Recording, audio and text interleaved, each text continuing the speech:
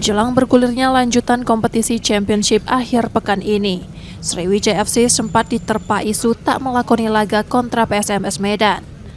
Isu tersebut dibantah manajemen yang memastikan Laskar Wongkito tetap turun bertanding sesuai jadwal. Manajemen Sriwijaya FC juga memastikan seluruh pemain akan segera berkumpul di Palembang pada pekan ini. Setibanya di Kota Pempek, skuad asuhan Budi Sudarsono menjalani persiapan untuk menghadapi laga melawan PSMS Medan.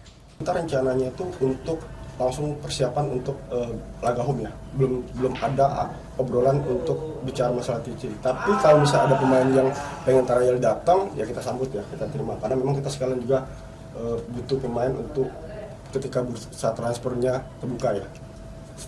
Kalau ada yang mau datang ya tetap pasti diterima.